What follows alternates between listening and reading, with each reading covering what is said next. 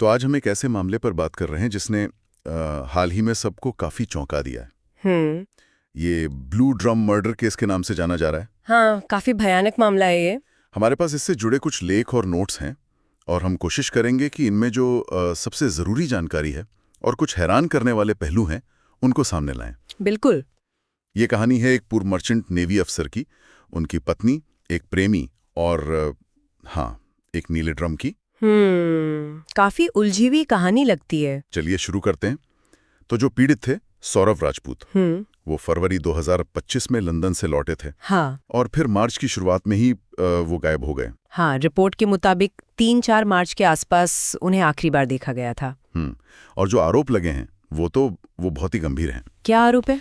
कहा जा रहा है कि उनकी पत्नी मुस्कान रस्तोगी और उसके प्रेमी साहिल शुक्ला, इन दोनों ने मिलकर पहले तो सौरभ के खाने में कुछ नशीला पदार्थ मिलाया। अच्छा, और फिर दिल और गले में छुरा घोंपकर उनकी हत्या कर दी। ये तो अपने आप में ही खौफनाक है, लेकिन मैंने सुना है कि इसके बाद जो हुआ वो शायद और भी ज्यादा परेशान करने वाला था। हाँ बिल्कुल। शव को ठिकाने लगाने का जो तरीका था वो बहुत ही वहशियाना कह सकते हैं। कैसे? सौरभ का सिर और हाथ काट दिए गए थे और फिर पैरों को मोड़कर एक बड़े नीले ड्रम में डाला गया। और सिर्फ डाला नहीं, उसे सीमेंट और रेत से पूरी तरह भर दिया गया, सील कर दिया। सीमेंट और रेत से? हाँ, आप सोचिए, वो ड्रम इतना सख्त हो गया था कि बाद में अधिकारियों को उसे ड्रिल करके खोलने में करीब 2 घंटे लग गए। 2 घंटे सिर्फ ड्रम खोलने में? हाँ, इससे साफ पता चलता है कि ये पूरी प्लानिंग के साथ किया गया था।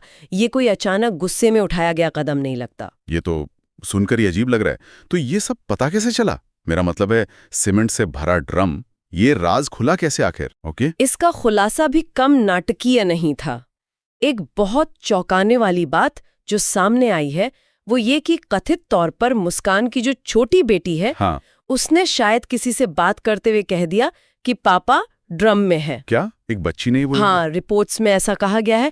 ये अपने आप में कितना दर्दनाक है। यकीनन इसके अलावा भी कुछ हुआ जिससे शक हुआ हो? हाँ, एक और बात हुई। जब कुछ मजदूर उस भारी ड्रम को वहां से हटाने की कोशिश कर रहे थे, तो पड़ोसियों को और उन मजदूरों को भी एक बहुत तेज बदबू आई उस ड्रम से। बदबू? अच्छा। हाँ।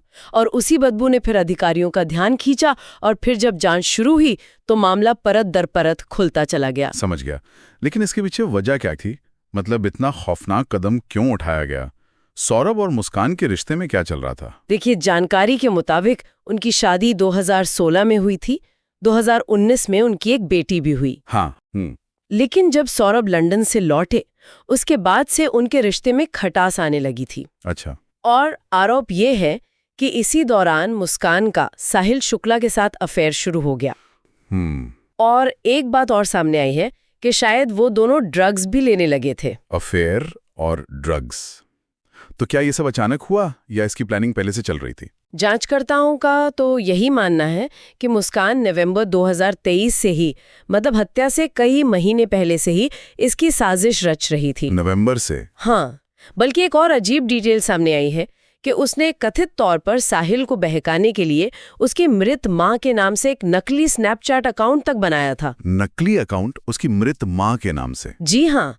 और हत्या के लिए जो औजार चाहिए थे, नशीली दवाएं और यहाँ तक कि वो सीमेंट से भरा ड्रम, ये सब कुछ पहले से ही खरीद कर रखा गया था। मतलब पूरी तैयारी थी? हाँ, सब कुछ एक सोची समझी साजिश की तरफ ही इशारा करता है।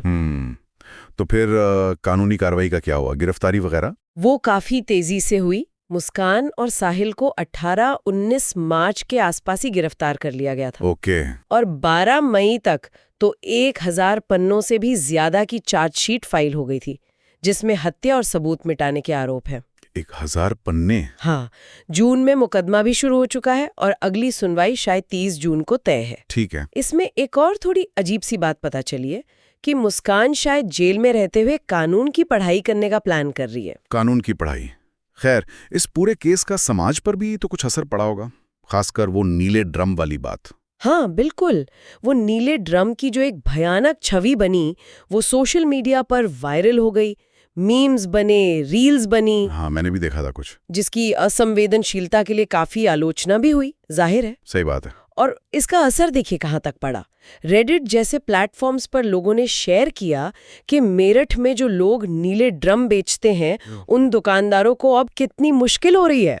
अच्छा, कैसे? उन्हें अब ग्राहकों से पहचान पत्र मांगना पड़ रहा है, शक की निगाह से देखा जा रहा है। और कुछ दुकानदारों ने तो शक से बचने के लिए नीले की जगह सफेद ड्रम बेचना शुरू कर दिया है। अरे बाप रे, मतलब एक अपराध का असर छोटे कारोबारियों तक पर पड़ गया। हाँ, ये दिखाता है कि कैसे एक ऐसी घटना पूरे समुदाय को हिला देती है और उसका असर कहाँ-कहाँ तक पहुंचता है। तो ये थी कहानी एक पूर्व नौसेना अधिकारी की हत्या की। इसमें नशा था, धोखा था, एक बहुत ही ठंडे दिमाग से रची गई साजिश थी और शव छिपाने का एक ऐसा तरीका जो रोंगटे खड़े कर दें। बिल्कुल। एक बच्ची के मासूम से वाक्य से लेकर समाज की प्रतिक्रिया तक इस केस के कई पहलू हैं जो हमें सोचने पर मजबूर करते हैं। वाकई ये मामला हमें ये सोचने पर मजबूर करता है कि इंसानी रिश्तों में धोखे की परतें कितनी गहरी हो सकती हैं और कैसे एक बिल्कुल साधारण सी दिखने वाली चीज जैसे कि एक नीला ड्रम किसी भयानक अपराध का प्रतीक बन सकती है।